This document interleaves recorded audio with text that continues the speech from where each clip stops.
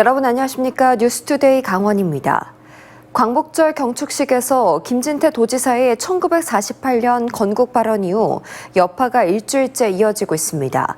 광복회가 일제강점기 때 나라가 없었냐고 김 지사의 주장을 반박하는가 하면 보수 진보단체는 도청 앞에서 맞불 집회까지 열고 대치했습니다. 백승호 기자가 보도합니다.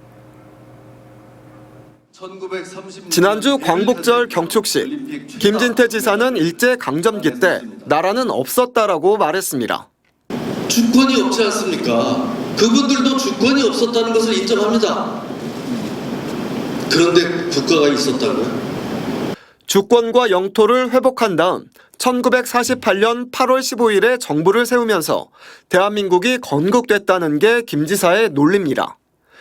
김 지사의 발언에 항의하는 뜻으로 경축식 도중 퇴장한 광복회가 일주일 만에 기자회견을 열고 김 지사의 주장을 반박했습니다. 대한민국이라는 국호와 민주공화국이라는 국가의 형태가 갖춰진 건 1919년 4월 11일 수립된 대한민국 임시정부라는 입장입니다. 우리 민족 최초로 민주공화국으로 국민주권 시대가 열린 것입니다. 또한 임시정부 외교와 국방, 국내를 관장하는 조직도 있었고 국회와 같은 의정원도 있었습니다. 광복회는 대한민국이 광복된 1945년 8월 15일부터 정부가 수립된 1948년 8월 15일까지 이 땅에 사신 분들의 국적은 어디냐고도 따져 물었습니다. 이때 나라가 없었다고 하면 역사와 헌법을 부정하는 것이냐고 되물으며 경술 국치일인 29일까지 김진태 지사의 입장을 요구했습니다. 도지사가 생각하는 대한민국 임시정부는 무엇입니까? 정부도 아닌 일부 친일자나 친민관에 물들은 자들이 이야기하는 것처럼 이등방부를 암살하고 폭탄을 투척한 테러 집단입니까? 강원도청 앞에서는 보수, 진보단체의 맞불 집회도 열렸습니다. 1948년 건국 발언을 옹호하는 시민단체와 김 지사의 발언이 망언이라며 사과를 요구하는 시민단체가 각각 기자회견을 열고 대치했습니다. 대한민국 지켜내는 김진태 지사 지켜내자! 김진태 망언에 대해서 강원도민들에게 공식적으로 사과하라. 취임 이후 내리 3년째 광복절 축사에서 1948년 건국을 언급했는데 이번만 논란이 되는 이유를 모르겠다라고 공식 입장을 밝혔던 김 지사가 추가 입장을 내놓을지 주목됩니다. MBC 뉴스 백소입니다. 수련병원의 의료 공백이 장기화되는 가운데 간호사 등이 소속된 전국보건의료 산업노동조합에서도 오는 23일까지 파업 찬반 투표를 진행합니다. 강원도에서는 한림대 춘천성심병원 노동조합과 영월의료원을 비롯한 5개 의료원이 소속돼 있습니다. 보건의료노조는 물가 상승률을 반영한 임금 6.4% 인상과 진료 정상화, 불법 의료 근절 등을 요구하고 있고 투표 결과에 따라 오는 29일부터 동시 파업에 들어갈지를 결정합니다. 올해 초 동해안에서 해일이 발생한 데 이어 최근 일본에서는 일주일가량 대지진주의보가 발령돼 국내에서도 불안감이 큽니다.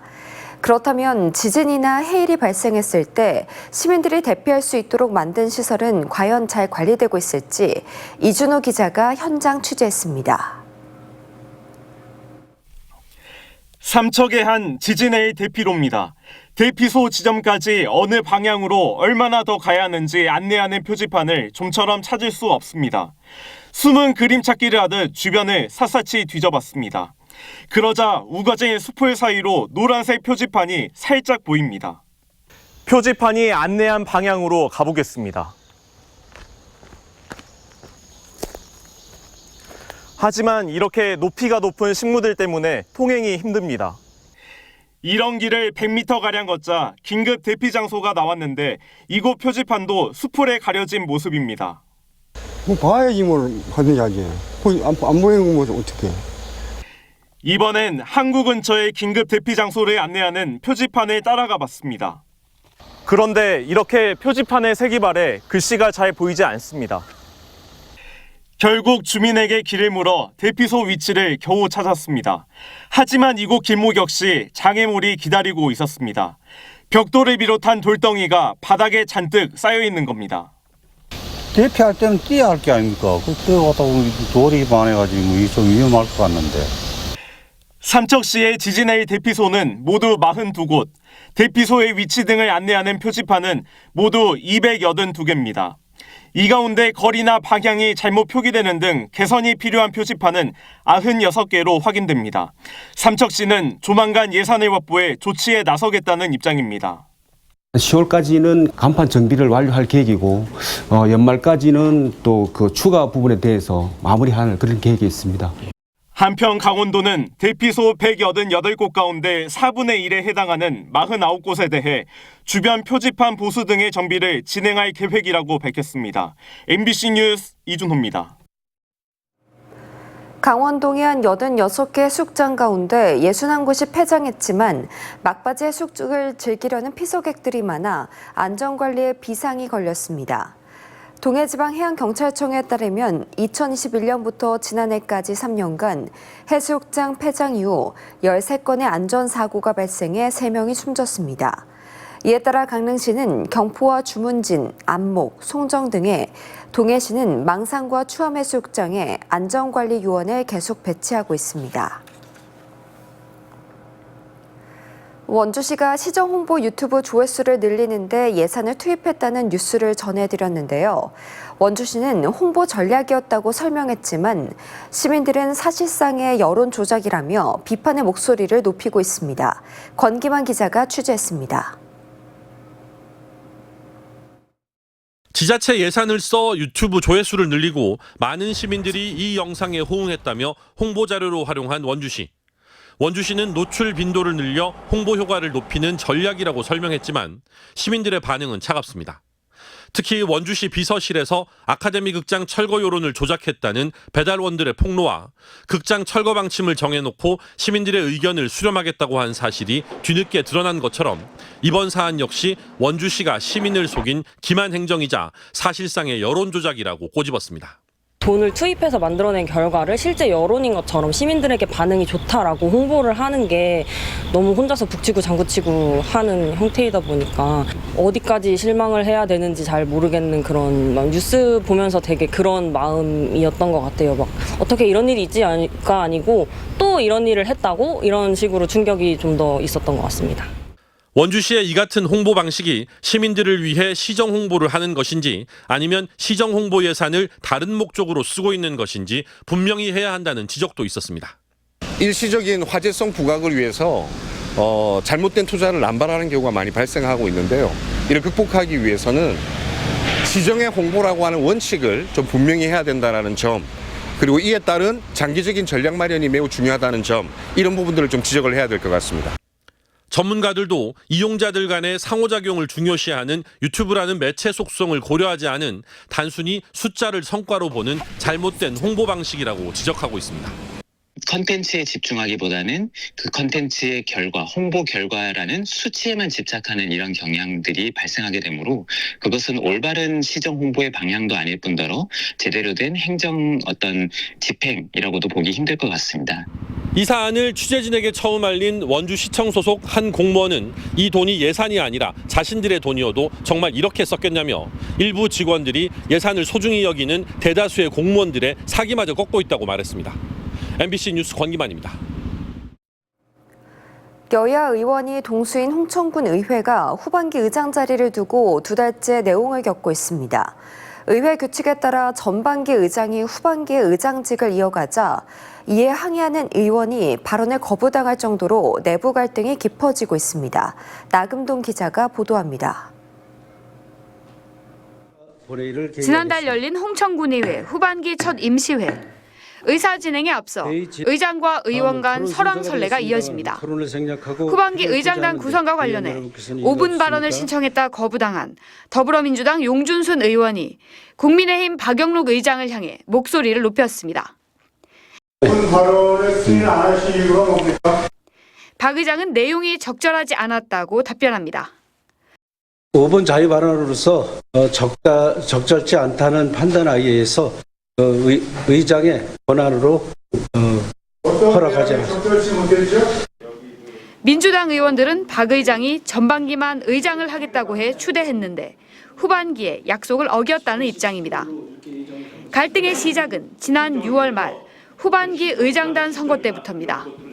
당시 현 의장인 국민의힘 박영록 4표, 더불어민주당 나기호 의원 4표로 부결됐습니다. 현재 홍천군 의원들은 여야 동수인 상황. 그 상황이 투표 결과로 고스란히 나타난 겁니다. 홍천군 의회 규칙에 따라 박 의장이 의장직을 2달째 이어가자 지난 8일 민주당 의원들은 박 의장을 인정하지 않는다는 입장문을 발표했습니다. 최근에는 의장과 부의장 임기를 2년으로 제한하는 회의규칙 개정안까지 제출했습니다. 여야의 의원 수가 동수일 경우에 과반이 득표를 못하게 되면 의장을 선출을 못하는 것에 대한 문제를 해결하고자 이 개정안은 다음 달 2일 시작되는 임시회에서 표결에 붙여질 예정인데 여야 의원 동수여서 어느 쪽이든 과반을 넘기기가 힘든 상황입니다. 중앙정치에서 여야 간의 극단적인 대립과 갈등의 양상이 지방에서도 그대로 드러나고 있는 이 문제를 해결하기 위해서는 공천제 시스템을 근본적으로 손봐야 되는 게. 의장 자리를 두고 의회 내부 갈등이 깊어지면서 민생을 대변하는 의정 활동에 차질이 빚어질까 우려됩니다. MBC 뉴스 나금동입니다.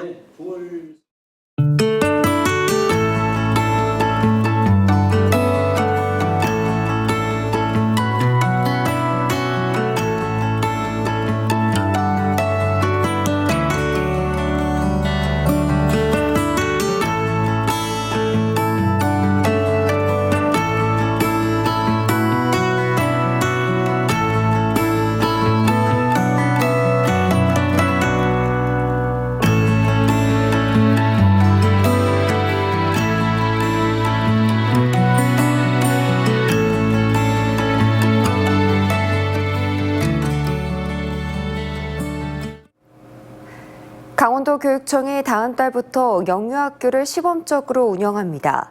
만 0세에서 5세까지 영아 돌봄과 취학 전 유아 교육을 통합 운영하기 위해 유치원 1곳, 어린이집 4곳을 시범 운영기관으로 선정했습니다. 결격 사유 확인 절차 등을 거쳐 시범 운영기관 지정이 확정되면 다음 달부터 내년 2월까지 6개월 동안 최대 1억 원의 특별교부금을 지원받습니다. 도교육청은 유보 통합에 따른 인력 충원 방안을 찾고 있습니다. 강원도에서는 화천군이 올해 상반기 기준 고용률이 가장 높은 것으로 나타났습니다. 통계청이 발표한 올해 상반기 지역별 고용조사 시군구 고용지표를 보면 화천군의 고용률은 75.7%, 65세 이상 고용률도 도내 최고인 75.8%를 기록했습니다. 원주시가 고용률 60.5%와 65세 이상의 고용률 40.2%를 기록해 두 지표 모두 도내에서 가장 낮았습니다. 춘천시가 주식회사 남이섬과 민간정원 활성화를 위한 업무 협약을 맺었습니다. 두 기관은 어제 남이섬에서 정원 문화와 산업을 진흥하기 위한 협업 체계를 만들고 우수한 민간정원 발굴을 위해 힘을 모으기로 했습니다. 춘천에서는 처음으로 민간정원으로 지정된 남이섬은 국내 등록된 민간정원 가운데 가장 넓은 면적을 보유하고 있습니다. 원주의료원이 코로나19 재유행에 대비해 단계별 병상 확충 계획을 세웠습니다. 원주의료원은 코로나19 대비 1단계인 현재 10개의 병상을 운영하고 있고 2단계가 되면 20개, 3단계가 되면 50개의 병상을 운영할 계획입니다. 질병관리청이 220개 병원에 표본 조사한 결과 이달 첫째 주 코로나19 입원 환자는 861명으로 지난달 첫째 주에 비해 9배 늘어나는 등 뚜렷한 확산세를 보이고 있습니다. 강원권 국학과 율곡학의 역사 문화자원에 대한 체계적인 조사와 보존을 위해 강릉시가 율곡국학진흥원 설립에 대한 타당성 용역을 실시한 결과 설립 적정 의견을 받았다고 밝혔습니다. 5억 원의 출연금이 투입되는 율곡 국학진흥원은 내년 3월 설립을 목표로 국학기반팀과 국학연구팀 등 3팀 일원 10명의 조직 규모로 추진됩니다. 춘천시 노인전문병원이 국가보훈부의 보훈의료 위탁병원으로 지정됐습니다. 이에 따라 춘천 지역의 보훈 대상자들이 춘천시 노인전문병원에서 진료를 받을 경우 보훈 자격이나 질병에 따라 진료비를 10%에서 전액까지 감면받을 수 있습니다. 춘천시 노인전문병원은 신경과와 재활의학과, 가정의학과와 한방과 진료를 제공하는 공립요양병원입니다. 토사 유출로 개통 한 달 만에 전면 통제된 원주 횡성간 군도 5호선의 수해복구 공사가 시작됩니다. 원주시는 사면 안전성 검토와 실시 설계 용역을 마치고 다음 달 공사를 시작해 올해 안에 마무리한다고 밝혔습니다. 또 추가 붕괴 위험이 사라지고 안전성이 확보되면 한 개 차로를 임시 개통해 통행의 불편을 최소화할 계획입니다. 동해시의 대표 축제인 동해무릉제가 다음 달 26일에 개막해 나흘 동안 이어집니다. 올해로 37회째를 맞는 동해무릉제는 첫날 무릉계곡 광장의 산신제를 시작으로 풍년제와 드론 라이트쇼 등이 동해 지역 곳곳에서 펼쳐질 예정입니다. 개막을 앞두고 동해시와 동해문화관광재단은 축제장에서 체험부스를 운영할 기관과 단체를 오는 27일까지 모집합니다. 산림청의 자연휴양림 복합재해 대응 사업에 강원도에서는 평창 자연휴양림과 양양의 송이밸리 두 곳이 선정됐습니다. 강원도는 산림휴양시설은 여름철 집중호우와 휴가 시즌 때 이용객들이 집중돼 재해가 나면 대규모 인명피해로 이어질 수 있다며 국비 7,700만 원을 들여 이 두 곳에 안전시설을 설치합니다. 또 인제 하추 자연휴양림을 비롯해 도내 4개 휴양림에서도 안전시설 보강 사업을 추진합니다. 네, 이상으로 뉴스를 마칩니다. 시청해주신 여러분 고맙습니다.